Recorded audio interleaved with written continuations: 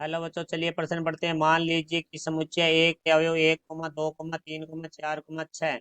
मान लीजिए R A पर ए, बी बिलोंग्स टू ए संख्या बी को यथावत विभाजित करती है द्वारा परिभाषित एक संबंध है। आर को रोस्ट रूप में लिखिए।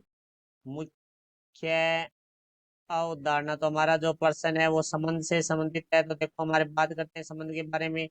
जो हमारा रोस्ट रूप है वो हमारा क्या होता है। तो देखो भाई, संबंध को अवयवों के रूप में लिखना हमारा रोस्ट रूप होता है। अब हम प्रश्न के बारे में बात करेंगे। तो प्रश्न में जो संबंध है वो आर है, वो हमें दिया गया है ए कोमा बी, जहाँ लिखा हुआ है A, B बिलोंग्स टू ए।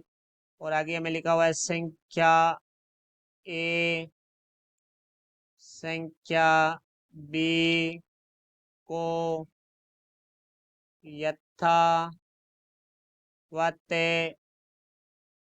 विभाजित करती है। तो देखो भाई, हम अब इसका रोस्टर रूप लिखना है हमें। तो हम बात करेंगे इसके रोस्टर रूप के लिए। तो रोस्टर रूप में जो आर है वो हमारा हो जाएगा, देखो, संख्या ए संख्या बी को विभाजित करते हैं। मतलब बाद वाला अवयव है वो पहले वाले अवयव को पूर्ण से विभाजित करते हैं। अर्थात बी में हम ए का भाग देंगे तो हमें एक कोई संख्या है वो पूर्ण संख्या प्राप्त होगी। तो देखो, हमारा जो ए और बी है वो बिलोंग्स टू है ए से। तो यहाँ से हम लिखेंगे ए है वो हमारे पास है समुच्चय 1,2,3,4,6। तो देखो, हमने ए का मान 1 लिया है। तो बी का मान हम यदि 1 लेते हैं, देखो 1 1 को पूर्णतः विभाजित करता है।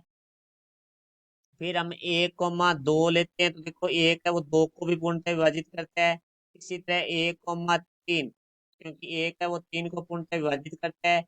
1 4 को भी पूर्णतः विभाजित करता है तो 1,4 होगा। 1 6 को भी पूर्णतः विभाजित करता है तो 1,6 होगा।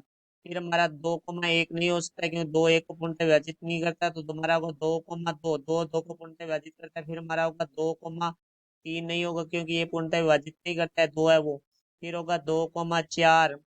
उसके बाद हमारा होगा 2,6, क्योंकि 2 6 को पूर्णतः विभाजित करता है। उसके बाद हमारा 3,1 नहीं हो सकता, 3,2 भी नहीं हो सकता, क्योंकि 3 है, 1 और 2 को पूर्णतः विभाजित नहीं करता है। तो देखो, उसके बाद हमारा होगा 3,3। उसके बाद हमारा 3,4 नहीं होगा, क्योंकि 3 4 को पूर्णतः विभाजित नहीं करता है। फिर होगा 3,6।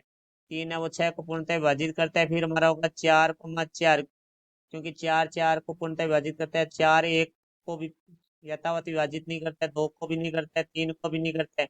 और 4 6 को है वो भी यथावत विभाजित नहीं करता है। उसके बाद हमारा आ जाएगा 6। तो 6 अवयव वो 1 2 3 और 4 को यथावत विभाजित नहीं करता है, तो 6 6 को यथावत विभाजित करता है। तो ये हमारा रोस्टर रूप हुआ। ये हमारे प्रश्न का उत्तर है। मैं आशा करता हूँ समझाया होगा। धन्यवाद।